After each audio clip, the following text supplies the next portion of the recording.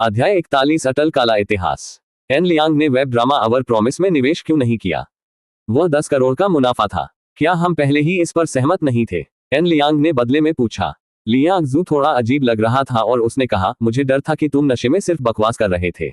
मैं कुमकुम नींबू का रस पी रहा था, मैं क्या बकवास कर रहा था? एन लियांग ने आमतौर पर 2 टूक प्रतिक्रिया दी। जाओ अपनी एजेंसी से बात करो। चलो इस मामले को अंतिम रूप देने के लिए कल का समय तय करते हैं। मुझे जल्दी करना है और थाईलैंड की यात्रा करनी है। ठीक है, मैं तुरंत उनके साथ इस पर चर्चा करूंगा, लियांग जू ने कहा और अंततः राहत महसूस की। अगली दोपहर मोडू के केंद्रीय जिले के एक टी हाउस में एन लियांग और लियांग जू ने लियांग जू की एजेंसी शिंगुआंग एंटरटेनमेंट के साथ एक सहयोग समझौते पर हस्ताक्षर किए। एन लियांग 5 मिलियन का निवेश करेगा और शिंगुआंग 2 मिलियन का निवेश करेगा। साथ में वे वेब ड्रामा अवर प्रॉमिस का निर्माण करेंगे, जिसमें दोनों पक्ष सभी अधिकार साझा करेंगे। समझौते पर हस्ताक्षर होने के बाद एन लियांग ने सीधे 5 मिलियन शिंगुआंग एंटरटेनमेंट को हस्तांतरित कर दिए। लाइफ विनर सिस्टम मुनाफे की गारंटी देता है, तो उसे किस बात की चिंता थी? मिस्टर एन, क्या आप आज रात फ्री हैं? आइए मैं आपको डिनर पर लाता हूं, लियांग जू ने आमंत्रित किया। एन लियांग ने अपने गवर्नमेंट एंजॉयमेंट कार्ड पर कैशबैक पुरस्कारों के बारे में सोचा और उत्तर दिया, आपने कल रात रोनचेंग रेस्तरां में मेरे साथ व्यवहार किया, इसलिए आज रात मेरी बारी है। उसके बारे में क्या ख्याल है? लियांग जू ने विनम्रता से मना कर दिया, मुझे आपका इलाज करना चाहिए, आपके निवेश के लिए और मुझे मुख्य अभिनेत्री के रूप में चुनने के लिए धन्यवाद। एन लियांग ने इसे खारिज कर दिया। यदि आप मुझे धन्यवाद देना चाहते हैं तो हमारे वादे में अच्छा प्रदर्शन करें और प्रोडक्शन टीम की निगरानी में मदद करें। मैं चाहता हूं कि मेरा निवेश पैसा कमाए। उन्होंने आगे कहा, रात के खाने पर अपने कुछ दोस्तों को साथ लाएं, ताकि आप दोबारा नशे में न हो। यह एक परेशानी थी। लियांग जू थोड़ा शर्मिंदा लग रहा था और उसके पास उसके साथ जाने के अलावा कोई विकल्प नहीं था। मैं अपनी सहायक और वेब ड्रामा की दूसरी मुख्य महिला कलाकार को लाऊंगी। क्या यह ठीक है? एन लियांग पहले ही अपने सहायक लुओ सुफेन से मिल चुकी थी और उसने सिर हिलाया था। कोई बात नहीं, जब तक आपकी सहायक वहां मौजूद है, अगर आप दोबारा नशे में आ गए तो वह आपको घर खींच सकती है। वैसे दूसरी नायिका कौन है? एन लियांग ने उत्सुकता से पूछा। उद्धरण चिन्ह उद्धरण चिन्ह। लियांग जू ने उसे अवाक दृष्टि से देखा। जब उन्होंने अनुबंध पर हस्ताक्षर किए तो उनकी एजेंसी के प्रतिनिधि ने स्पष्ट रूप से दूसरी लीड का परिचय दिया था, है ना? एन लियांग ने भी सिर हिलाया था, जैसे कि वह गंभीरता से सुन रहा हो। क्या वह सब दिखावे के लिए था? इससे भी महत्वपूर्ण बात यह है कि क्या वह वास्तव में $5 मिलियन के निवेश को लेकर इतने लापरवाह थे? लियांग जू को लगा कि वह अमीरों की दुनिया में पूरी तरह से खो गया है। वह बस इससे ईर्ष्या कर सकती थी। वह उस बिंदु पर कब पहुंचेगी जहां वह 5 मिलियन का निवेश करने के बारे में इतनी शांत हो सकती है? शायद सिर्फ उसके सपनों में। आखिरकार इस वेब ड्रामा के लिए उनका वेतन सिर्फ 200,000 था। 5 लाख। कृपया आइए जागते हुए सपने न देखें। दूसरी महिला लीड मेरी टीम की साथी झाओ यू है। वह वास्तव में सुंदर है। मैं अब उससे संपर्क करूंगा, लियांग जू ने समझाया। एन लियांग ने थोड़ा सिर हिलाया। कुछ भी, बस ये सुनिश्चित करने के लिए किसी को लाए कि आप दोबारा नशे में न हो। लियांग जू का मुंह हिल गया। क्या इस काले इतिहास को मिटाना सचमुच असंभव था? वह वास्तव में फिर से कहना चाहती थी, उसमें वास्तव में शराब के प्रति अच्छी सहनशीलता है। जब लियांग जू ने कॉल किया, एन लियांग ने लग्जरी रिजॉर्ट अमानयांग्युन से संपर्क किया और रोनफू बैंक्वेट में एक निजी भोजन अनुभव बुक किया। रोनफू बैंक्वेट मोडू में एक अल्ट्रा हाई एंड निजी रेस्तरां था, जो एक उत्कृष्ट स्थान के साथ जो हवेली और मिलान पूर्व निवास के बगल में सिलान विला परिसर में स्थित था। यह मुख्य रूप से कैंटोनीज और क्लासिक प्रांतीय ताइवानी व्यंजन परोसता है, जिसमें मौसम के साथ सामग्री बदलती है। मौसमी समुद्री भोजन और व्यंजन वर्ष के समय के आधार पर उपलब्ध कराए जाते हैं। इस अल्ट्रा प्रीमियम रेस्तरां में कोई निश्चित मेनू नहीं था, ये सब अनुकूलित था और प्रति व्यक्ति औसत लागत 1600 युआन से अधिक थी। यदि उन्होंने अधिक विलासितापूर्ण तरीके से अनुकूलित किया तो कीमत आसमान छू गई। शाम लगभग 5 बजे तक एन लियांग रोज रॉयस फैंटम की अगली यात्री सीट पर बैठ गया। लियांग जू और झाओ यू पीछे बैठे थे। उस समय एन लियांग को अचानक रोज रॉयस फैंटम की अति शानदार पीछे की सीटें परेशान करने वाली लगी। अगर केवल बीच की सीट होती तो वह उनके बीच सैंडविच हो सकता था। इस बीच सहायक लुओ सुफेन की स्थिति और भी खराब हो गई। वह रोज रॉयस के पीछे अपनी छोटी टोयोटा में घबराई हुई थी। एन लियांग ने झाओ यू के विवरण की जांच करने के लिए फ्रेंडली इंफॉर्मेशन स्कैन सिस्टम और फ्रेंडली स्कैन सिस्टम का इस्तेमाल किया।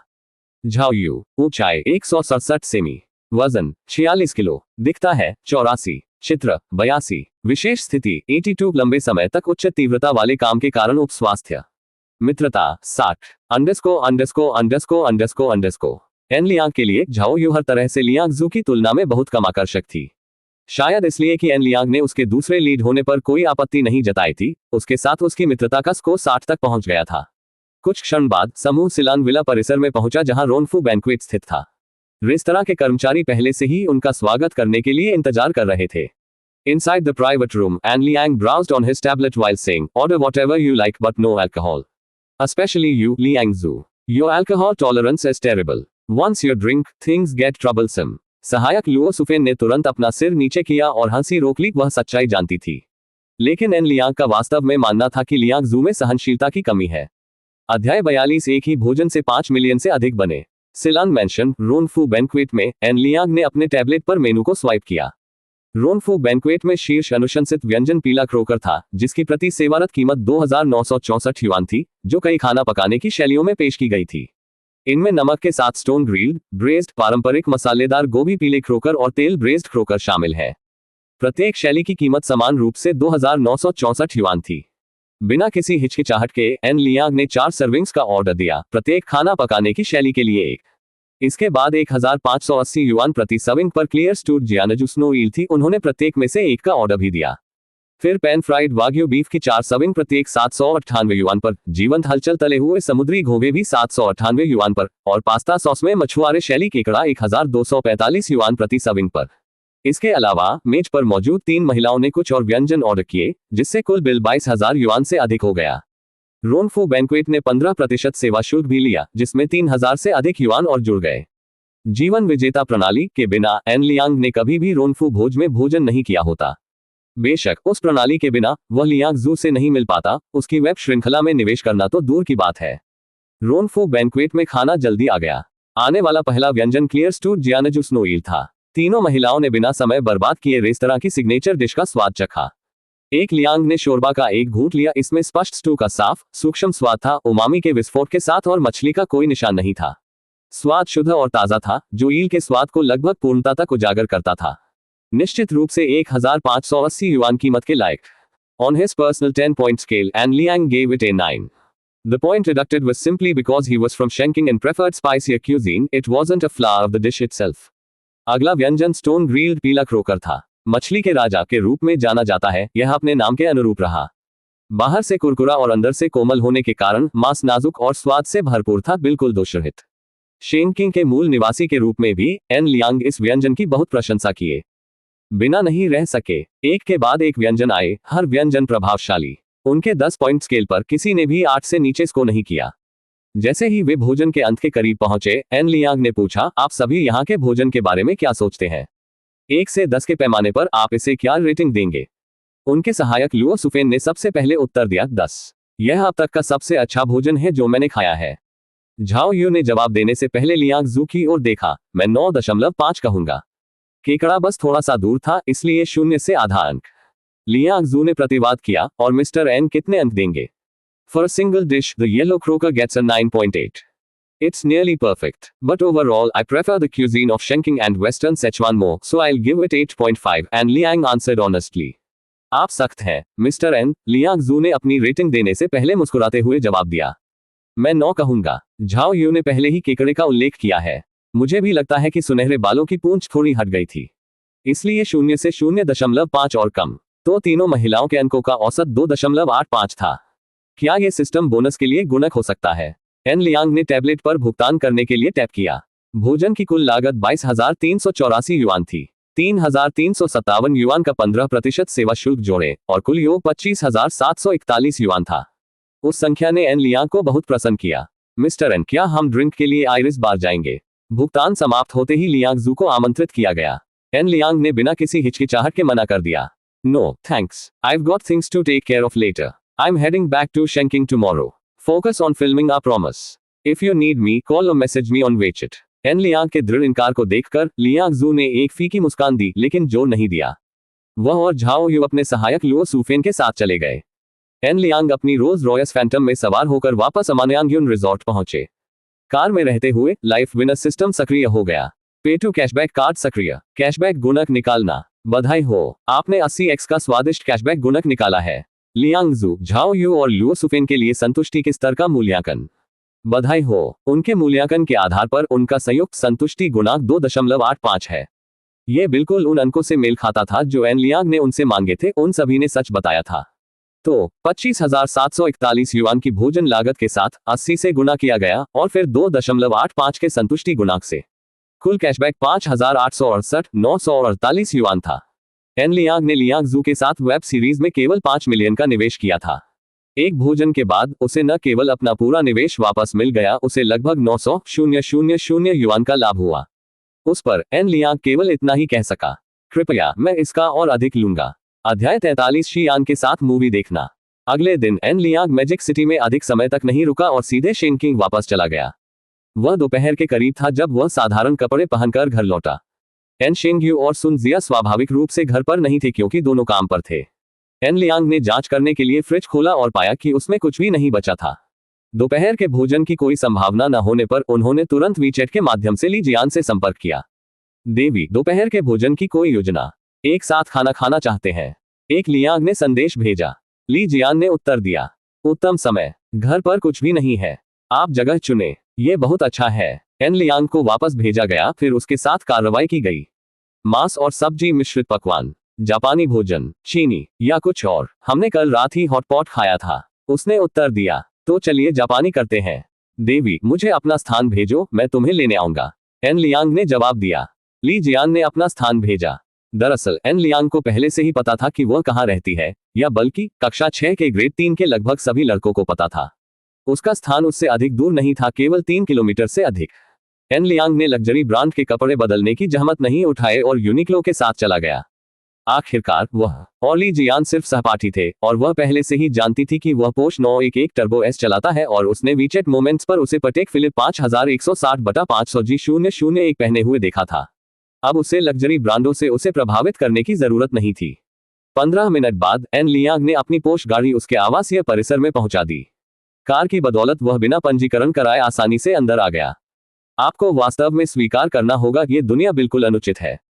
जैसे ही वह पहुंचा, ली जियान नीचे आ रहा था। उसने पोर्शे देखी और यात्री सीट पर बैठकर पूछा, आप अंदर कैसे आए? एन लियांग ने मुस्कुराते हुए जवाब दिया, सुरक्षा कर्मियों ने नहीं पूछा, इसलिए मैं बस चला गया। ओह ठीक है, देवी, स्काई विंग में मैंने जो आरक्षण कराया था उसके बारे में क्या ख्याल है? स्काई विंग शेनकिंग में सबसे अच्छा जापानी रेस्तरां था जो लिबर्टी मॉन्यूमेंट सेंट्रल डिस्ट्रिक्ट में मैरीटाइम बिल्डिंग की 58वीं मंजिल पर स्थित था। वहां भोजन करने का मतलब शहर के हलचल भरे व्यापारिक केंद्र को देखते हुए दुनिया भर के समुद्री भोजन का आनंद लेना था। तुम बहुत अमीर आदमी हो, ली जियान ने चिढ़ाया। स्काई विंग की कीमत प्रति व्यक्ति 498 युआन है। निश्चित रूप से आपके औसत कार्यालय कर्मचारी के लिए यह सस्ता नहीं है। आधे घंटे से अधिक समय के बाद वे मैरीटाइम बिल्डिंग की भूमिगत पार्किंग में पहुंचे, लिफ्ट को 50वीं मंजिल पर ले गए और फिर 58वीं मंजिल तक पहुंचने के लिए लिफ्ट को स्थानांतरित किया। स्काई विंग में खिड़की के किनारे वाली सीट पर जब ली जियान ऑर्डर दे रही थी, एन लियांग ने गुप्त रूप से अपने मित्रता स्कैन सिस्टम का उपयोग करके उसके मित्रता स्तर को स्कैन किया। ली जियान का मित्रता स्कोर 70 था, जो घनिष्ठ मित्र सीमा में प्रवेश करने के लिए पर्याप्त था। यदि यह 70 तक नहीं पहुंचा होता तो एन लियांग शायद उसे अकेले आमंत्रित नहीं कर पाता। ऑर्डर खत्म करने के बाद उसने उत्सुकता से उसकी ओर देखा और पूछा, वैसे आप और क्लास प्रतिनिधि फिर से मोमेंट्स पर क्यों जा रहे थे? एन लियांग ने जवाब देने से पहले डानाओ से कुछ न्यूजीलैंड क्रेफिश और छोटे लॉबस्टर का ऑर्डर दिया, मुख्यतः क्योंकि यह स्विमिंग बहुत नकली है। इस आदमी ने मोमेंट्स पर अपनी नई घड़ी पोस्ट की और मुझे इसे देखने से रोक दिया। क्या आप इस पर विश्वास कर सकते हैं? एन लियांग ने शिकायत की। अगर उसने इसे सार्वजनिक रूप से पोस्ट किया होता तो शायद मैंने उसे लाइक भी कर दिया होता। मुझे वास्तव में लगता है कि लॉन्गिंस की न्यू मून फेज लाइन बहुत अच्छी है। ली जियान भी हंसे। उसने सचमुच तुम्हें ब्लॉक कर दिया है। उनके पूरे क्षण नहीं, केवल दिखावा करने वाली वह एक पोस्ट। इसलिए मैंने जवाबी कार्रवाई की, एन लियांग ने समझाया। ओह, अब मैं समझ गया। उसने उसकी प्रतिक्रिया समझते हुए सिर हिलाया। खाना खत्म करने के बाद एन लियांग ने पहल करते हुए सुझाव दिया, देवी, क्या आप कोई फिल्म या कुछ और देखने जाना चाहती हैं? ली जियान ने उसे देखकर मुस्कुराया और अंततः सिर हिलाया। जरूर। वैसे आपने आखिर में कौन सा विश्वविद्यालय चुना? तियानफुका स्कूल ऑफ इकोनॉमिक्स। बिल्कुल बिना नाम वाला स्कूल नहीं, लेकिन ज्यादातर मुझे ये शहर पसंद है, एन लियांग ने उत्तर दिया। और आप अभी भी फुडन विश्वविद्यालय के साथ जा रहे हैं, है ना? उसने बदले में पूछा। ली जियान ने आत्मविश्वास से सिर हिलाया। हाँ, मेरा वह लक्ष्य काफी समय से था। सिनेमा में एन लियांग मूल रूप से एक पॉपकॉर्न फिल्म देखना चाहता था, लेकिन ली जियान ने उसे इसके बजाय एक रोमांस फिल्म में खींच लिया। जैसे ही उसने उसकी आंखों में आंसू आते हुए देखा, वह आश्चर्यचकित हुए बिना नहीं रह सका। क्या यह सचमुच इतना मर्मस्पर्शी था? शायद इसलिए कि एन लियांग कम उम्र में ही सफल हो गया था और असुरक्षित महसूस नहीं करता था। वह बस फिल्म में संघर्षों से खुद को जोड़ नहीं सका, जैसे कि घर खरीदने के लिए संघर्ष कर रहे जोड़े। बस एक खरीदो, इसमें कौन सी बड़ी बात है। लेकिन फिल्म में एक फायदा था, ली जियान का मित्रता स्कोर एक अंक बढ़कर 70 से 71 हो गया। वृद्धि छोटी थी, लेकिन फिर भी एक अच्छा संकेत है। फिल्म के दौरान एन लियांग ने उसका हाथ या कुछ भी पकड़ने की कोशिश नहीं की। अपने मैत्रीपूर्ण स्कैन सिस्टम के साथ वह जानता था कि 70 बिंदुओं पर कोई भी साहसिक कदम उल्टा पड़ सकता है। ली जियान के साथ वह लंबा गेम खेलने की योजना बना रहे थे। आखिरकार, जैसा कि कहा जाता है, जल्दबाजी बर्बादी लाती है। अगर उसने बहुत जोर से धक्का दिया तो इससे सब कुछ बर्बाद हो सकता है। अभी एन लियांग के पास पैसा और समय था और बहुत सारा धैर्य था। अध्याय 44 मुफ्त उपहार, धारा प्रवाह था एक रुचि है। आधा महीना जल्दी बीत गया। एन लियांग वीचैट पर ली जियान के साथ रोजाना चैट करती थी और हर कुछ दिनों में डेट पर जाती थी। इस लगातार बातचीत से स्वाभाविक रूप से ली जियान की मित्रता में काफी वृद्धि हुई। मूल 71 अंकों से उसकी मित्रता बढ़कर 80 हो गई थी। इस चरण को क्लोज फ्रेंड्स या more than friends not still lovers कहा जाता था। उनके मामले में एन लियांग और ली जियान स्पष्ट रूप से दोस्तों से अधिक थे, लेकिन प्रेमी नहीं। जियान, मैं थाईलैंड जाने की योजना बना रहा हूँ, आना चाहते हैं? एन लियांग ने वेचेट पर एक संदेश भेजा। पिछले आधे महीने में एन लियांग ने अपना पासपोर्ट और वीजा ठीक करवा लिया था। आप थाईलैंड क्यों जा रहे हैं? ली जियान ने पूछा। मुख्यतः काम के लिए। यदि आप भी आए तो हम वहां कुछ दर्शनीय स्थलों की यात्रा कर सकते हैं, एन लियांग ने समझाया। कार्य संबंधी? ली जियान ने पीछा किया। यह आभासी मुद्रा व्यापार के बारे में है जो मैं ऑनलाइन कर रहा हूँ। मेरा साथी थाईलैंड में स्थित है, मैं उसके लिए वहां जा रहा हूँ, एन लियांग ने सरलता से उत्तर दिया। ओह, अगर यह काम है तो मैं नहीं जाऊंगा, बस सुरक्षित रहें, ली जियान ने जवाब दिया। एन लियांग ने जोर नहीं दिया। यदि वह आने के लिए सहमत होती तो वह चीजों को अगले स्तर पर ले जाने के लिए उसके साथ अकेले यात्रा करने के अवसर का उपयोग करता। लेकिन चूंकि वह सहमत नहीं थी, इसलिए उसे चिंता नहीं थी भविष्य में बहुत समय होगा। उस शाम एन लियांग ने अपने माता पिता से कहा कि वह थाईलैंड की यात्रा करना चाहता है, जबकि उनके पिता एन शिंग्यू ने इस विचार का कड़ा विरोध किया। उनकी मां सुन जिया ने उनका समर्थन किया। उनका मानना था कि बाहर निकलना और दुनिया को देखना उनके लिए अच्छा होगा। तो 2 से 1 वोट के साथ एन लियांग और उसकी मां ने उसके पिता को खारिज कर दिया। एन शिंग्यू यात्रा के लिए एन लियांग को केवल 10,000 युआन ही दे सका। एन लियांग ने स्वीकार किया। इस थाईलैंड यात्रा के बाद वह अपने फंड को खुलकर दिखाने में सक्षम होंगे। अगले दिन एन लियांग थाईलैंड की राजधानी बैंकॉक के लिए प्रथम श्रेणी की उड़ान में सवार हुआ। लेकिन एक बार फिर उन्हें अनुभव से निराशा हुई। क्या अंतर्राष्ट्रीय उड़ान परिचारिकाओं को सुंदर नहीं माना जाता था? झूठ। एन लियांग को लगा कि फ्लाइट अटेंडेंट के बारे में उनकी कल्पनाएं पूरी तरह से कुचल दी गई हैं। अगर किसी ने उससे कहा कि फ्लाइट अटेंडेंट आकर्षक है तो वह इसे हंसी में उड़ा देगा। आखिरकार वह यह स्वीकार नहीं कर सका कि यह उसका दुर्भाग्य था, है ना? ऐसा क्यों था कि हर बार जब वह उड़ान भरता था तो जो फ्लाइट अटेंडेंट उसे दिखती थी वे आकर्षक नहीं थी। यह उसकी गलती नहीं हो सकती। स्पष्ट रूप से दुनिया गलत थी, एयरलाइन गलत थी, पूरी दुनिया और हर एयरलाइन उसके खिलाफ साजिश रच रही थी। बैंकॉक, थाईलैंड की राजधानी। जैसे ही एन लियांग विमान से उतरे, लाइफ विनर सिस्टम ने एक नई अधिसूचना जारी की। डिंग, बधाई हो मेजबान, विदेशी भूमि में कदम रखने के लिए। थाईलैंड में एक सहज यात्रा अनुभव सुनिश्चित करने के लिए सिस्टम ने आपको प्रदान किया है धारा प्रवाह थाई भाषा कौशल। कृपया ध्यान दें, रिनान इन्वेस्टमेंट कंपनी की जानकारी आपको भेज दी गई है। विशेष अनुस्मारक, रिनान इन्वेस्टमेंट कंपनी ने आपको प्राप्त करने के लिए कर्मचारियों की व्यवस्था पहले ही कर दी है।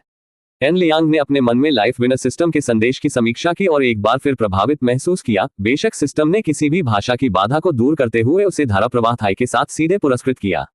हालांकि थाई लोग आमतौर पर मंदारिन और अंग्रेजी समझते थे, थाई में पारंगत होना स्पष्ट रूप से एक बड़ा प्लस था।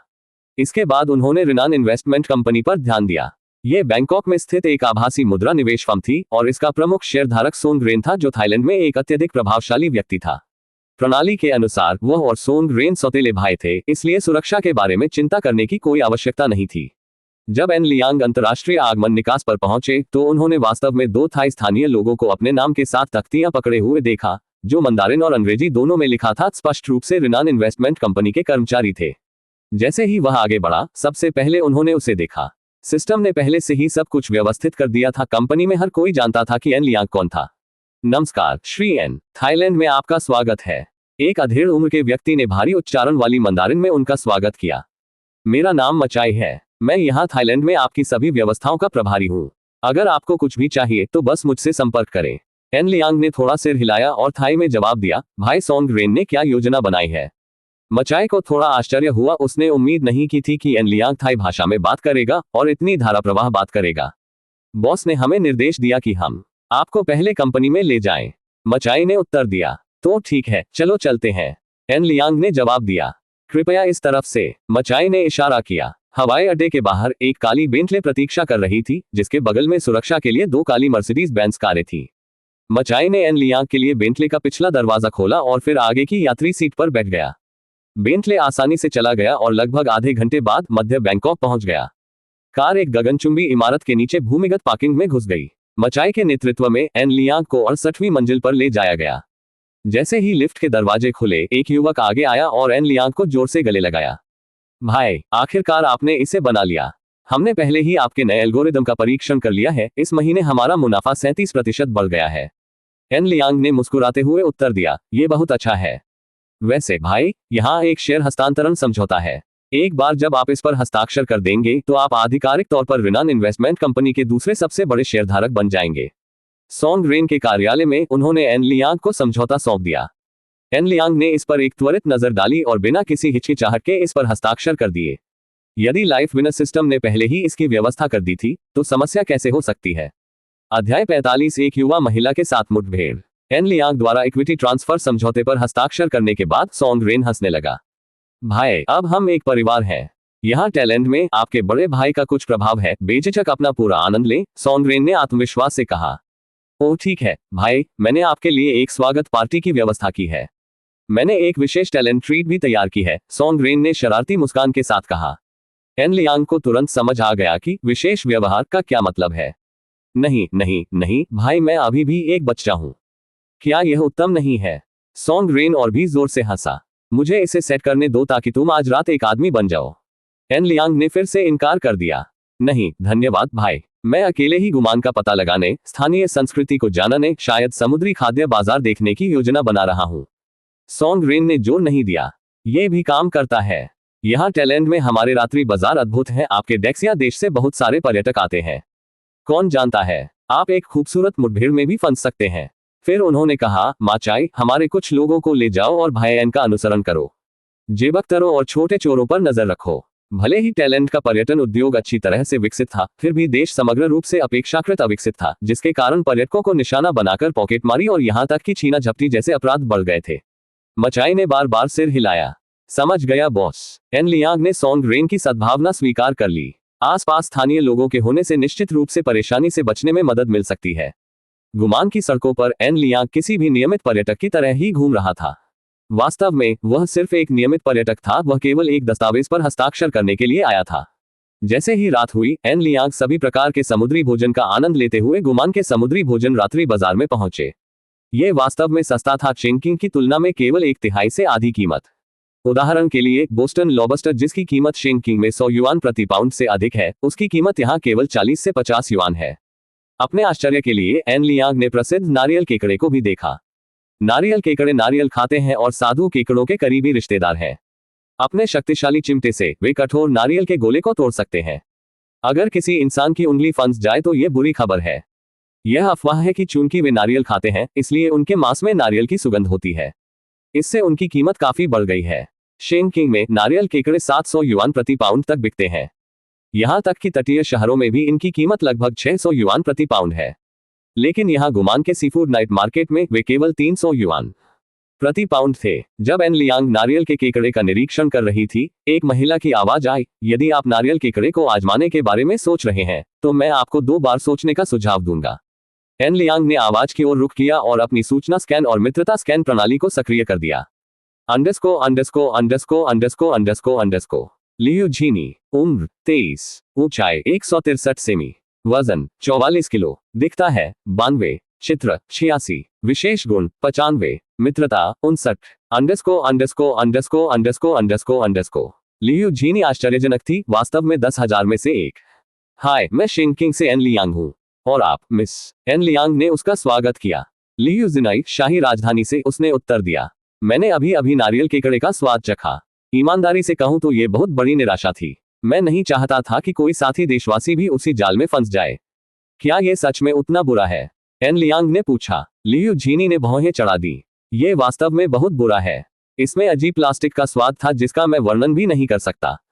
बनावट खराब थी और केकड़ा रोबस। ओह, ईमानदारी से कहूं तो ऐसा लगा जैसे मैंने 1600 युआन समुद्र में फेंक दिए हो। तो नारियल केकड़ा पूरी तरह फ्लॉप था। एन लियांग ने हंसने से बचने की कोशिश करते हुए कहा। संपूर्ण विध्वंस, लियू जिनई ने कहा और सिर हिलाया। नारियल का स्वाद बिल्कुल नहीं था। यदि आप नारियल का स्वाद चाहते हैं तो नारियल कैंडी खाएं। नारियल के कड़ा, क्या घोटाला है? एन लियांग ने पूछा। कोई सिफारिशें मिली, मिस? मेंटिस झींगा आजमाएं, लियू झीनी ने सुझाव दिया। विशेष रूप से 6 टेल्स से अधिक वाले वे कोमल, स्वादिष्ट, मांसयुक्त होते हैं और रो अद्भुत होता है। साथ ही उनकी कीमत नारियल के कड़े की कीमत से लगभग 2/3 ही है। एन लियांग ने निमंत्रण दिया। क्या मैं आपको अपने साथ कुछ मेंटिस झींगा आजमाने के लिए आमंत्रित करूं? लियू झीनी ने मना नहीं किया। जरूर, मैं रास्ता दिखाऊंगा। मैं एक समुद्री खाद्य स्टॉल को जानता हूं जो अद्भुत मेंटिस झींगा बनाता है। हाँ, अच्छी बात है कि हम टैलेंट में हैं और आप डेक्सिया की भाषा बोलते हैं। अन्यथा मुझे लगता है कि मैं एक घोटालेबाज के संपर्क में आ गया हूं, एन लियांग ने मजाक किया। लियू जिनई ने उसकी ओर अपनी आंखें घुमाई। थोड़ी देर बाद एन लियांग उसके पीछे एक समुद्री खाद्य स्टॉल तक गया। उसने एक कांच के टैंक की ओर इशारा किया और कहा, इन मेंटिस झींगा को देखो, बहुत अच्छा है ना? मेंटिस झींगा मूल रूप से पिप्पीक्सक्विला का विशाल संस्करण है। ये एक छोटे अग्रबाहु जितने लंबे थे और सभी जीवंत और ताजा दिखते थे। एन लियांग ने मेनू की जांच की। इन विशाल मेंटिस झींगा की कीमत केवल 200 युआन प्रति पाउंड थी, जिसमें खाना पकाने की फीस भी शामिल थी। उसे पिप्पियों से प्यार था, इसलिए निस्संदेह वह इसे छोड़ना नहीं चाहेगा। मिस, आप उन्हें कैसे पकाने की सलाह देती हैं? एन लियांग ने लियू जिनी से पूछा। उसने उत्तर दिया, नमक और काली मिर्च बढ़िया है। भाप में पकाना भी अच्छा है। बस टॉम यम गून के उनके संस्करण से बचें, या कुछ मसालेदार और स्तब्ध कर देने वाली चीज के लिए जाएं। एन लियांग हंसे, केवल बच्चे ही चुनाव करते हैं बॉस। प्रत्येक स्वाद की 2 सर्विंग्स टॉम यम गून को छोड़कर एन लियांग ने थाई में धारा प्रवाह आदेश दिया। लियू जिनई ने आश्चर्य से उसकी ओर देखा। उसने उससे थाई बोलने की उम्मीद नहीं की थी। अध्याय 46। छोटी परी मुसीबत में पड़ गई। एन लियांग ने सीफूड स्टॉल के मालिक के साथ अपनी बातचीत समाप्त करने के बाद लियू जिनई ने पूछा, आप थाई बोल सकते हैं? क्या यह अजीब है? एन लियांग ने प्रतिवाद किया। थोड़ा सा। लियू जिनई ने सकारात्मक रूप से सिर हिलाया। थाई का व्यापक रूप से उपयोग नहीं किया गया था और थाईलैंड के सापेक्ष विकसितता और भाषा सीखने की कठिनाई को देखते हुए वास्तव में बहुत कम लोग इसे बोलते हैं। लियू जिनई ने अनुमान लगाया कि एन लियांग की उम्र 20 वर्ष से अधिक नहीं होगी, इसलिए उसे स्वाभाविक रूप से यह आश्चर्यजनक लगा। शायद मुझे भाषाओं का ज्ञान है, एन लियांग ने मुस्कुराते हुए उत्तर दिया। एक क्षण बाद उबले हुए मेंटिस झींगा की 2 प्लेटें परोसी गईं, जिसमें गोलाबारी के लिए कैंची और डिस्पोजेबल रबर के दस्ताने शामिल थे। एन लियांग ने बहुत ही सज्जनतापूर्वक लियू जिनई की झींगा को छीलने सहित मदद की। इस विचारशील भाव ने उसकी सद्भावना अर्जित की, जिससे उसकी मित्रता का स्तर 59 से बढ़कर 60 हो गया, अंततः सामान्य मित्रों के स्तर तक पहुंच गया। एन लियांग ने फिर झींगा के अपने हिस्से को संभाला। उसने मोटी पूंछ वाले मांस का एक बड़ा टुकड़ा खाया। समृद्ध झींगा पेस्ट के साथ संयुक्त नाजुक कोमल बनावट अविश्वसनीय रूप से संतोषजनक थी। स्वादिष्ट, जैसी की अपेक्षा थी। एन लियांग ने प्रशंसा की। नमक और काली मिर्च मेंटिस झींगा और मसालेदार मेंटिस झींगा भी उत्कृष्ट थे। लियांग ने मसालेदार भोजन के 2 हिस्से भी खाए, क्योंकि लियू जिनई मसालेदार भोजन नहीं खा सकते थे। राजधानी की लड़की होने के नाते ये समझ में आता था। डिंग। मेजबान, सुखद भोजन का आनंद लेने के लिए बधाई। आपको अपने भोजन व्यय का 1-100 गुना मूल्य का यादृच्छिक कैशबैक इनाम मिला है। कैशबैक गुणक आहरण। बधाई हो मेजबान, आपको 92 गुना कैशबैक मिला है। एक लियांग ने बिल की जांच की। 6 मेंटिस झींगा की कीमत केवल 948 युआन थी। 92x कैशबैक के साथ भी ये सिर्फ 87,216 युआन था। उस राशि से अब एन लियांग को कोई परेशानी नहीं हुई। आखिरकार रोनफू भोज के दौरान उन्हें एक बार भोजन के लिए 5 मिलियन से अधिक का कैशबैक मिला। तो अब 90,000 से कम का उत्साह संभवतः उसके लिए क्या हो सकता है? निस्संदेह इस तरह के पुरस्कार जितना अधिक उतना अच्छा। एन लियांग ने बिल का भुगतान करने के बाद लियू जिनई की ओर देखा और पूछा, मिस, आप कब तक थाईलैंड में रहने की योजना बना रही हैं?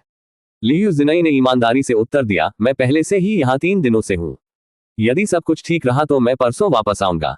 आप कैसे हैं? मेरे पास कोई निर्धारित योजना नहीं है, एन लियांग ने उत्तर दिया।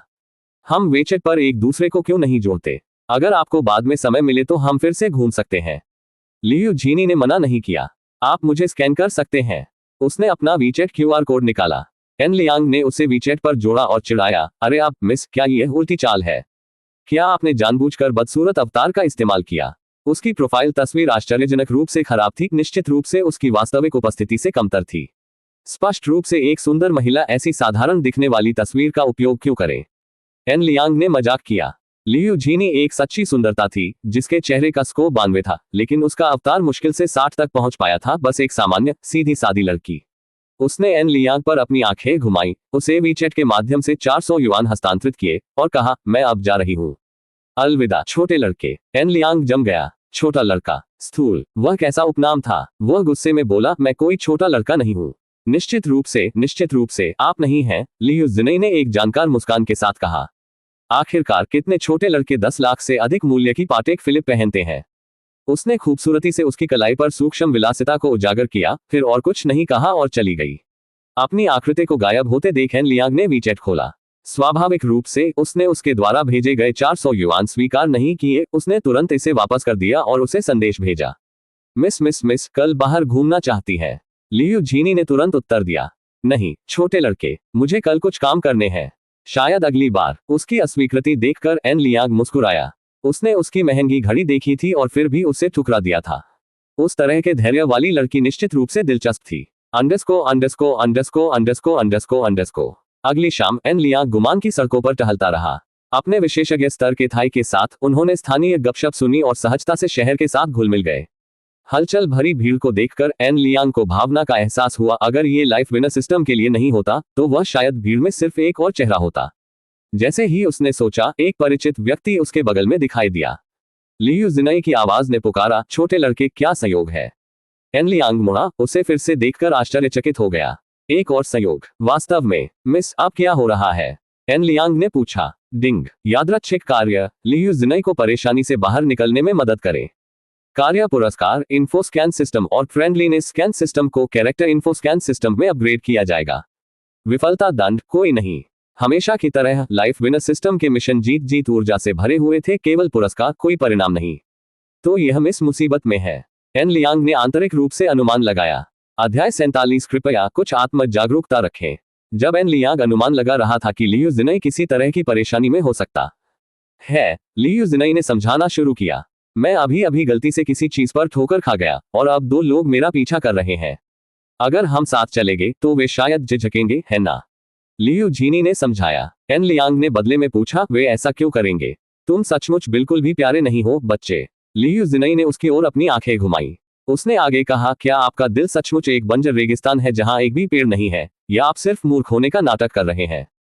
इससे पहले कि एन लियांग जवाब दे पाता, लियू जिनई ने कहा, बच्चे, बस अपने आप को देखो। जीजी लोगों में सिर से पैर तक ढका हुआ, अपनी कलाई पर 10 लाख से अधिक कीमत की पाटेक फिलिप पहने हुए और कई लोगों से घिरा हुआ है जो अंगरक्षकों की तरह दिखते हैं। आपको क्यों लगता है कि वे संकोच नहीं करेंगे। वाह बड़ी बहन, आप सचमुच चौकस हैं। एन लियांग ने नकली आश्चर्य के साथ उत्तर दिया। क्या इसके लिए भी अवलोकन की आवश्यकता है। लियू जिनई ने बेबसी से जवाब दिया। ओह ठीक है बड़ी बहन, आखिर आपने क्या देखा। एन लियांग ने उत्सुकता से पूछा। लियू जिनई ने जवाब देने से पहले एक पल के लिए झिझकते हुए कहा, क्या आप मुझ पर विश्वास करेंगे अगर मैं कहूं कि मैंने स्पष्ट रूप से नहीं देखा। मैं आप पर विश्वास क्यों नहीं करूंगा।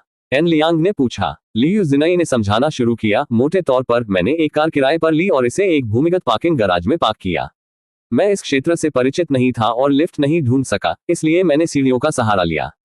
फिर मैं सीढ़ी पर एक ब्लैक बॉक्स की अदला बदली कर रहे 2 लोगों से मिला। मैंने ठीक से देखा भी नहीं था कि उन्होंने मेरा पीछा करना शुरू कर दिया। अगर मैं पर्याप्त तेज नहीं दौड़ता तो शायद मैं एक और लापता पर्यटक बन जाता। उसने जोड़ा। एन लियांग रुका और अपने पीछे देखा, और निश्चित रूप से उसने 2 मध्यम आयु वर्ग के लोगों को देखा। पहले से ही मा चाई द्वारा अवरुद्ध किया जा रहा था। जब एन लियांग ने पीछे मुड़कर देखा तो मा चाई तेजी से उसके पास आए। लियू जिनई पर नजर डालने के बाद उन्होंने थाई भाषा में कहा, मिस्टर एन, हमने पाउडर व्यवसाय में शामिल 2 संदिग्धों को रोका है। उन्हें लाओ। एन लियांग ने थाई में आदेश दिया। फिर उसने पास की एक कोल्ड ड्रिंक की दुकान की ओर देखा और लियू जिनई को अंदर ले गया। 2 संदिग्धों को भी लाया गया। आप क्या पीना चाहेंगी बड़ी बहन। एन लियांग ने लियू जिनई से पूछा। लियू जिनई ने मेनू पर चित्रित एक आम पे की ओर इशारा किया और कहा, कृपया एक आम का रस। एन लियांग ने थाई भाषा में ऑर्डर दिया, फिर एक कोने के बूथ में बैठ गया। उसने दोनों संदिग्धों की ओर देखते हुए पूछा, तुम उसका पीछा क्यों कर रहे थे। बाईं ओर वाले ने उत्तर दिया, उसने हमारे लेन देन को अपने फोन से रिकॉर्ड किया। हम बस उससे वीडियो हटाने की कोशिश कर रहे थे। ओह। एन लियांग झिझके। वह कहानी लियू जिनई के संस्करण से बिल्कुल मेल नहीं खाती। उसने कहा कि वह गलती से उनके सौदे पर पहुंच गई और उसके बाद उसका पीछा किया गया। लेकिन ये लोग दावा कर रहे थे कि उसने वास्तव में इसे रिकॉर्ड किया है। क्या बिल्ली है। एन लियांग ने लियू जिनई के मित्रता स्कोर की जांच करने के लिए अपने चरित्र जानकारी स्कैनिंग सिस्टम का उपयोग किया, जो अभी भी 60 अंक पर था, जिसका अर्थ है कि वे सिर्फ नियमित दोस्त थे। उसने सीधे उससे पूछा, बड़ी बहन, क्या तुमने उनका लेन देन रिकॉर्ड किया। पूछते समय उन्होंने सिस्टम में फ्रेंडलीनेस स्कोर पर नजर रखी। अगर यह गिरा तो इसका मतलब ये हो सकता है कि वह झूठ बोल रही थी और उसने वास्तव में इसका वीडियो बनाया था। लेकिन उसका स्कोर बिल्कुल भी कम नहीं हुआ। लियू जीनी ने भी इसका खंडन किया। मैंने नहीं किया, मेरे पास कुछ भी रिकॉर्ड करने का समय कैसे हो सकता है। यहाँ मेरे फोन पर स्वयं एक नजर डालें। उसने अपना फोन अनलॉक करके एन लियांग को देते हुए कहा। उन्होंने वास्तव में जांच की और साथ ही मित्रता स्कोर की फिर से निगरानी की, अभी भी अपरिवर्तित है। ऐसा लग रहा था जैसे वह सच कह रही हो। जांच करने के बाद एन लियांग को अपने फोन पर किसी भी लेनदेन वीडियो का कोई निशान नहीं मिला। निश्चित रूप से यह संभव था कि उसने कुछ रिकॉर्ड किया था और फाइल को हटाने से पहले ही उसे भेज दिया था, लेकिन यह असंभव लग रहा था। मैंने पहले ही उसका फोन चेक कर लिया है, कोई वीडियो नहीं है। कथित तौर पर आपको वास्तव में कहां फिल्माया गया था? एन लियांग ने थाई भाषा में कहा। मैं किसी को प्रासंगिक निगरानी फुटेज खींचने को कहूंगा। यहां तक कि अगर फुटेज आपको पूरी तरह से कैप्चर नहीं करता है तो भी हम समय रेखा की गणना कर सकते हैं। मुझे यकीन है कि पार्किंग गैराज के प्रवेश द्वार पर कैमरे होंगे। हम जांच कर सकते हैं कि वह गैराज में कब दाखिल हुई और कब बाहर निकली। इस तरह हम यह अनुमान लगा सकते हैं कि क्या उसके पास वीडियो रिकॉर्ड करने का समय भी था, उन्होंने आगे कहा। तो बेहतर होगा कि आप मुझे सच बताएं। यदि तुमने मुझसे झूठ बोला और मुझे बाद में पता चला तो तुम्हें पछताना पड़ेगा, एन लियांग ने धमकी दी। दाहिनी ओर का संदिग्ध घबराकर बोला, मैं बात करूंगा। पलाव को लगा कि वह सुंदर है और वह उसका अपहरण करना चाहता था। चुप रहो, बाईं ओर वाला पलाव ठंडे स्वर में गुर्राने लगा। तो तुमने सचमुच उस पर झूठा आरोप लगाया? एन लियांग ने आह भरी। ऐसा लगता है कि थाईलैंड में एक सुंदर अकेला यात्री वास्तव में जोखिम में था। मां चाय, हमें इसे कैसे संभालना चाहिए? एन लियांग ने पूछा। अध्याय 48 देश को सबसे खतरनाक करार दिया गया। कोल्ड ड्रिंक की दुकान में एन लियांग ने मचाई की राय पूछी। मचाई ने तुरंत थाई में जवाब दिया, मी। और मेरा मानना है कि इस मामले को गंभीरता से निपटाया जाना चाहिए। उनकी हरकतें बेहद घटिया थीं। यदि हमें ये घटना नहीं दिखी होती तो आपका मित्र गंभीर खतरे में होता, संभवतः लापता या मृत भी हो सकता था। उन्होंने आगे कहा, थाईलैंड उतना सुरक्षित नहीं है जितना लोग सोचते हैं। हमारे देश को लंबे समय से दुनिया में सबसे खतरनाक देशों में से एक माना गया है। उदाहरण के लिए राजधानी गुमान को ही लीजिए, इसके खतरे का स्तर रियो डी जेनेरियो और कुख्यात मैक्सिको सिटी से भी अधिक है। एन लियांग सचमुच हैरान था। थाईलैंड की राजधानी गुमान क्या वाकई इतनी खतरनाक थी? और यह सचमुच सच था। ग्रेट ब्रिटेन ने पहले ही थाईलैंड को दुनिया के सबसे खतरनाक देशों में से एक के रूप में सूचीबद्ध किया था। थाईलैंड में बहुत सारी हत्याएं और यौन हमले हुए थे और अधिकांश मामले उचित समाधान के बिना समाप्त हो गए। देश के शीर्ष अधिकारियों में से एक ने एक कुख्यात और अपमानजनक बयान भी दिया था। अगर थाईलैंड में एक अकेली खूबसूरत महिला बिकनी पहनती है तो क्या वह हमला करने के लिए नहीं कह रही है? एन लियांग ने दो गोरे लोगों को घूरकर देखा। उसने सोचा था कि ये दोनों पक्षों के बीच बस एक छोटी सी गलतफहमी थी, लेकिन ये कहीं अधिक गंभीर हो गई। आपको क्या लगता है क्या किया जाना चाहिए? एन लियांग ने पूछा। मचाई ने अपने अधीनस्थों को दो गोरे लोगों को कोल्ड ड्रिंक की दुकान से बाहर ले जाने का संकेत दिया। उन्हें ले जाने के बाद ही उन्होंने अपनी आवाज धीमी की और कहा, थाईलैंड की यातायात स्थितियां भयानक है। दुर्घटनाएं लगातार होती रहती हैं, हर दिन कार दुर्घटनाएं होती रहती हैं। एन लियांग ने कुछ चिंता के साथ पूछा, क्या कोई परेशानी होगी? कृपया निश्चिंत रहें श्री एन, बिल्कुल कोई समस्या नहीं होगी। उन दोनों को अधिक मात्रा में आटा खाते हुए और फिर एक घातक कार दुर्घटना में मरते हुए पाया जाएगा। पुलिस गहराई से जांच भी नहीं करेगी, मचाई ने समझाया। आप इसे संभालें, एन लियांग ने लापरवाही से उत्तर दिया। बस इसे साफ सफाई से करें और कंपनी उचित बोनस की व्यवस्था करेगी। मचाई खुशी से मुस्कुराया। धन्यवाद श्री एन, मैं अभी जाकर इसकी देखभाल करूंगा, कृपया एक क्षण प्रतीक्षा करें। एक बार जब मचाई ने कोल्ड ड्रिंक की दुकान छोड़ दी तो एन लियांग ने मंदारिन में बात करना शुरू कर दिया और लियू जिनई से कहा, मिस, समस्या हल हो गई है। उन दो लोगों ने स्थिति को गलत समझा, लेकिन हमने सब कुछ समझा दिया है। वे तुम्हें दोबारा परेशान नहीं करेंगे। उन्होंने आगे कहा, मिस, आपको थाईलैंड में अकेले यात्रा करने में सावधानी बरतने की जरूरत है, ये सबसे सुरक्षित जगह नहीं है। लियू झीनी ने बार बार सिर हिलाया। ठीक है, धन्यवाद छोटे लड़के। उद्धरण चिन्ह डॉट डॉट डॉट उद्धरण चिन्ह। एन लियांग ने अवाक होकर उसकी ओर देखा। वह छोटा लड़का कैसा था? ओह ठीक है, छोटे लड़के, क्या तुम मुझे वापस होटल तक चल सकते हो? मैं अभी थोड़ा सहमा हुआ हूँ। मैं कल घर वापस आ रहा हूँ। क्या आप भी वापस जा रहे हैं? लियू झीनी ने पूछा। कल आपकी फ्लाइट कितने बजे है? एन लियांग ने पूछताछ की। सुबह 6 बजे की उड़ान, लियू जिनई ने उसके साथ उड़ान का विवरण साझा करते हुए उत्तर दिया। एन लियांग ने अपना सिर हिलाया। मैं 2 दिन और रुक रहा हूँ। आपके घर वापस आने के बाद मैं आपसे मिलने के लिए राजधानी जाने की कोशिश करूंगा। बहुत बढ़िया, अगर आप राजधानी आए तो मुझे अवश्य बताएं, मैं आपकी मदद के लिए उचित रूप से धन्यवाद देना चाहता हूं, लियू जिनई ने उत्तर दिया। लगभग आधे घंटे बाद एन लियांग लियू जिनई को उसके होटल तक वापस ले गया। अपने होटल के कमरे के अंदर लियू जिनई अभी भी स्पष्ट रूप से हिली हुई लग रही थी। कोल्ड ड्रिंक की दुकान पर वापस आकर उसने एन लियांग और मचाई के बीच की बातचीत के हर शब्द को सुना था, बिना एक पल भी चूके। यह सही था, लियू झीनी थाई भाषा में भी पारंगत थे। वास्तव में ये लड़का कौन है जो इतनी आसानी से दो लोगों के भाग्य का फैसला कर सकता है? उसने अकेले में आश्चर्य किया। दो गोरे लोग उस पर नजर रख रहे थे, इसलिए नहीं कि वह गलती से उनके सौदे पर पहुंच गई थी, बल्कि इसलिए क्योंकि वह सक्रिय रूप से उनकी तलाश कर रही थी। हालांकि दुर्भाग्य से उन्होंने उसे पहले खोज लिया। लियू जिनई राष्ट्रीय सुरक्षा जांच ब्यूरो के एक एजेंट थे। वह एक आटा फैक्ट्री के बारे में जानकारी ले रही थी, जो सीधे थाईलैंड की राजधानी गुमान की ओर इशारा करती थी। लेकिन अब वह बढ़त कट गई है। यदि एन लियांग नहीं होती तो वह गंभीर खतरे में पड़ सकती थी। हो सकता है कि दो गोरे लोग उसे नुकसान न पहुंचा सके, लेकिन उसके बाद जो हुआ वह बहुत गड़बड़ हो सकता था। लियू जिनई ने चुपचाप एन लियांग की जानकारी को मानसिक रूप से नोट कर लिया। उसने कोई भी जल्दबाजी में कदम नहीं उठाया। उसे इस बात की चिंता थी कि कहीं एन लियांग उसकी जांच न कर ले। यदि वह एक अच्छा इंसान नहीं होता तो क्या होता? माफी से अधिक सुरक्षित जिन्नी बिल्डिंग 68वीं मंजिल रेनन इन्वेस्टमेंट कंपनी के बैठक कक्ष में मचाई सोंग रेन और एन लियांग को स्थिति की रिपोर्ट कर रहे थे। मचाई ने कहा, दो श्वेत लोगों के साथ मामले को संभाल लिया गया है, सब कुछ सुचारू रूप से चला गया, कोई आश्चर्य की बात नहीं है। उन्होंने आगे कहा, मैं समेत हम में से 4 लोग इस ऑपरेशन में शामिल थे।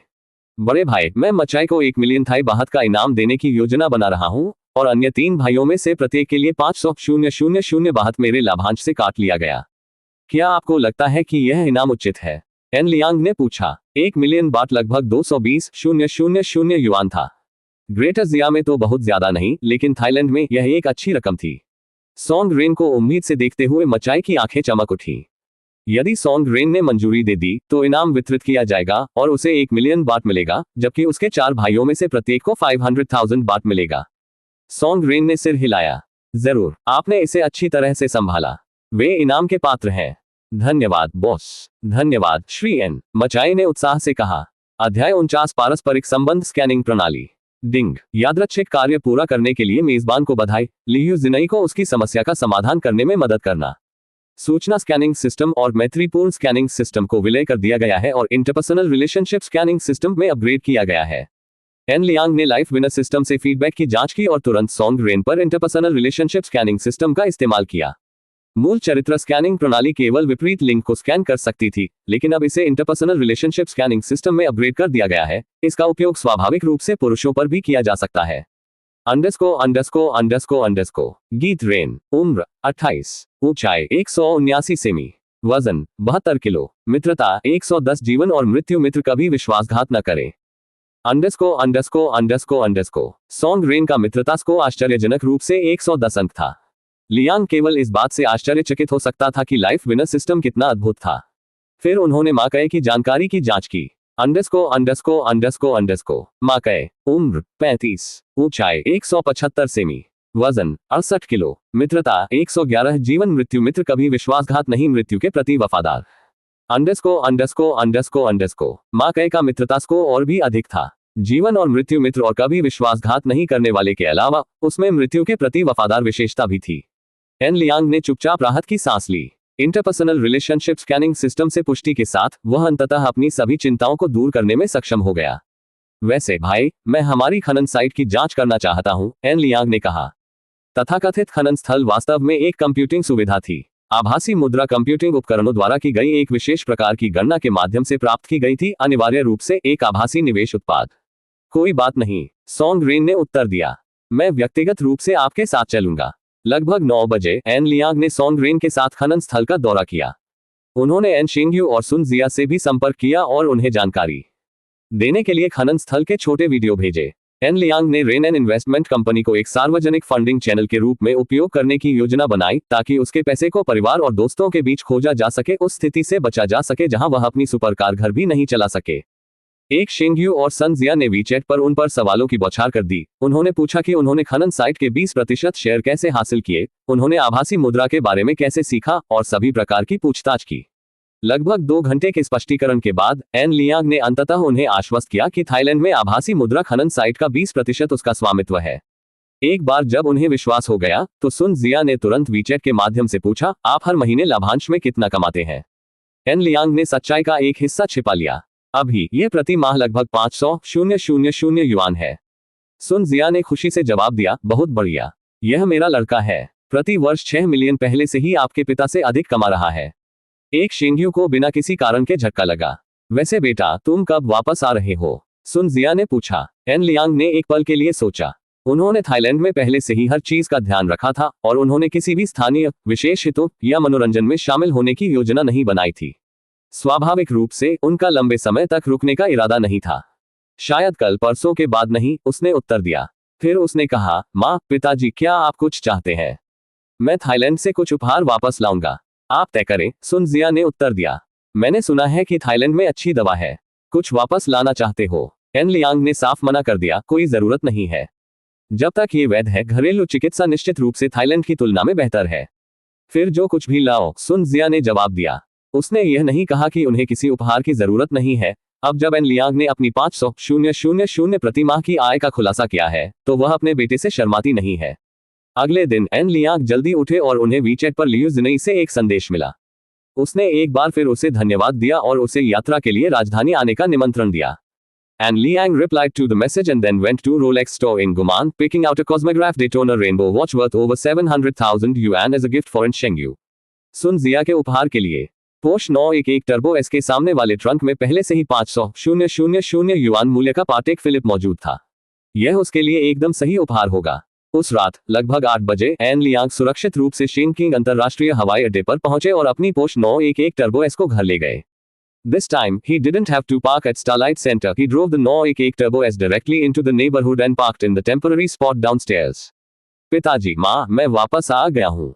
एन लियांग ने उन्हें समय से पहले ही बुला लिया था। एन शेंग्यू ने एन लियांग को ऊपर से नीचे तक देखा। अपने बेटे को पूरे गुच्ची पहने हुए देखकर उसने हल्के से कहा, अरे लड़के, जैसे ही तुम्हारे पास कुछ पैसे आ जाएं, दिखाओ। एन लियांग ने हंसते हुए कहा, पिताजी, मैं दिखावा नहीं कर रहा हूँ। वास्तव में उसने अपना मिलियन युआन पटेक फिलिप पहले ही उतार लिया था, अन्यथा एन शेंग्यू ने इसे पहचान लिया होता। वैसे पिताजी, माँ, मैं आपके लिए उपहार लाया हूँ। जैसे ही वह बोला, एन लियांग ने कॉफी टेबल पर 2 शॉपिंग बैग रखे। अध्याय 50 यादृच्छिक के नाम। तियानहु आवासीय परिसर एन लियांग के घर पर। उसने कॉफी टेबल पर 2 शॉपिंग बैग रखे। एक शेंग्यू ने तुरंत उनके मूल्य को पहचान लिया। तुम छोटे बदमाश हो, एन शेंग्यू ने कहा और एन लियांग की ओर घूर कर देखा। थोड़ा सा पैसा मिल गया और अब तुम दिखावा कर रहे हो। सन जिया ने बिना किसी चिंता के दोनों बैगों से सामान निकाल लिया। जब कॉफी टेबल पर 2 घड़ी के बक्से रखे गए तो उसने सबसे पहले पटेक फिलिप को खोला। गुलाबी सोने और सफेद रंग के मिश्रण ने तुरंत उसका ध्यान खींचा। उसने तुरंत उसे उठाया, अपनी कलाई पर आजमाया और पहन लिया। एक शेंग्यू ने उसे याद दिलाया, सावधान रहें, उस घड़ी की कीमत कई लाख है। सन जिया रुका, फिर एन लियांग की ओर देखा। इतना महंगा? एन लियांग ने सच्चाई नहीं छिपाई। उनके पिता जानकार थे, उन्हें आसानी से ऑनलाइन कीमत पता चल जाती थी, भले ही उन्हें पहले से पता न हो, इसलिए झूठ बोलने की कोई जरूरत नहीं थी। 1 महीने का मुनाफा, एन लियांग ने उत्तर दिया। सुन जिया ने उसकी ओर घूर कर देखा। अरे छोटे बच्चे, इतनी महंगी घड़ी क्यों खरीदी? एन लियांग ने हंसते हुए कहा, माँ, आपने इन सभी वर्षों में हमारे परिवार के लिए बहुत मेहनत की है। अब जब मैं पैसा कमा रहा हूँ तो आपके लिए उपहार खरीदने में क्या गलत है? सुन जिया के चेहरे पर एक गर्म मुस्कान दिखाई दी। फिर उसने एन शेंग्यू की ओर देखा। बुरे एन, अपने बेटे से सीखो। एन शेंग्यू अवाक था, वह फिर से दोष क्यों ले रहा था। उसने चुपचाप घड़ी का दूसरा बक्सा खोला। रोलेक्स रेनबो डेटोना को देखकर उसकी आंखें चमक उठी और उसने उत्साह से पूछा, इसे पाने के लिए आपको कितना खर्च करना पड़ा? रेनबो डेटोना एक हॉट आइटम थी। आमतौर पर इसे प्राप्त करने में खरीदारी को बंडल करना या प्रीमियम का भुगतान करना शामिल होता है। एन लियांग ने अपना सिर हिलाया। मैं थाईलैंड में वास्तव में भाग्यशाली था। कोई बंडलिंग नहीं, कोई प्रीमियम नहीं, इसे खुदरा मूल्य पर खरीदा। सन जिया ने उत्सुकता से पूछा, ये कितने का है? एन लियांग के बोलने से पहले एन शेंग्यू ने उत्तर दिया, ये केवल 70,000 युआन का है। ये बहुत लोकप्रिय है, इसलिए इसे खरीदना कठिन है। एन लियांग चुपचाप हंसा। वह जानता था कि उसके पिता का क्या मतलब है। अगर उन्होंने सन जिया को बताया कि यह वास्तव में 700,000 युआन है, तो वह इसे कभी भी खत्म नहीं कर पाएगा। वह शायद उससे कम प्रोफाइल रखने के लिए कहेगी। आपका क्या मतलब है, केवल 70,000? बूढ़ा कृतघ्न मत बनो। भले ही ये केवल 7 युआन ही क्यों न हो, चूंकि यह आपके बेटे की ओर से एक उपहार है, बेहतर होगा कि आप इसे ठीक से स्वीकार कर लें। सुन जिया ने उसकी ओर घूर कर देखा। एन लियांग लगभग हंसते हंसते लोटपोट हो गया। वह चुपचाप अपने पिता के लिए थोड़ा चिंतित महसूस कर रहा था। अगर सन जिया को कभी पता चला कि रोलेक्स की कीमत वास्तव में 700,000 है, तो क्या उसके पिता सोफे पर सोएंगे? खैर, एन लियांग की समस्या नहीं है। सबसे खराब स्थिति, वो एक और पर्यटन पलायन पर चला जाएगा। डिंग। यादृच्छिक के नाम। मेजबान की पुत्र वधू भक्ति ने एक यादृच्छिक लॉटरी उपहार पैक शुरू कर दिया है। क्या आप इसे खोलना चाहेंगे? एन लियांग स्तब्ध रह गया। उसे एक यादृच्छिक लॉटरी पैक मिला। ये कैसा भाग्य था। इसे खोलो, एन लियांग ने बिना किसी हिचकिचाहट के कहा। बधाई हो मेजबान, आपको 2 मिलियन टाइगर टूथ सिक्के प्राप्त हुए हैं।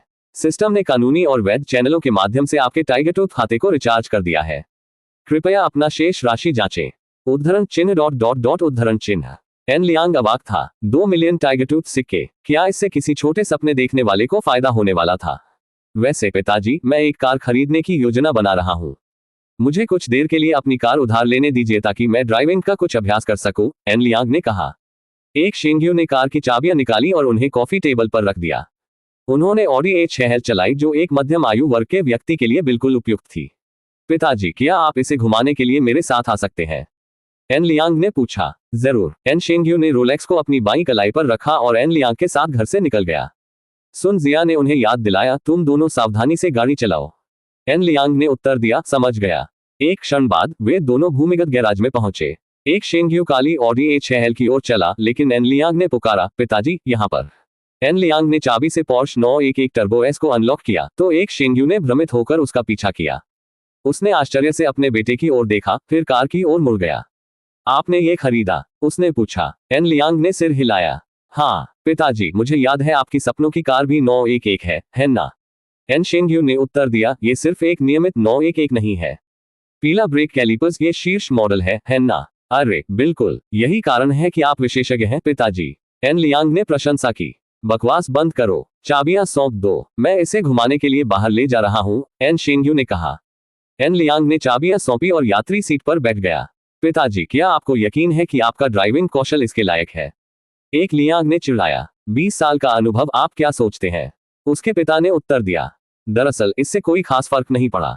शीर्ष स्तरीय पोर्श 911 टर्बो एस एक ऑल व्हील ड्राइव सिस्टम के साथ मानक आता है। यहां तक कि एक नौसिखिया भी इसे अच्छी तरह से संभाल सकता है। एक बार जब इंजन सक्रिय हो गया तो इसकी गहरी और शक्तिशाली ध्वनि ने गैराज को भर दिया। एक शेंग्यू ने सावधानीपूर्वक इसे बाहर निकाला और जल्द ही सड़क पर कानूनी गति सीमा तक पहुंच गया। गाड़ी चलाते समय उसने आह भरते हुए कहा, बहुत बुरा, यहाँ कोई रेस्ट्रैक नहीं है, अन्यथा ये कार आसानी से 200 तक पहुंच सकती थी। एन लियांग ने जवाब दिया, मैं अगले महीने तियानफू में स्कूल जा रहा हूं।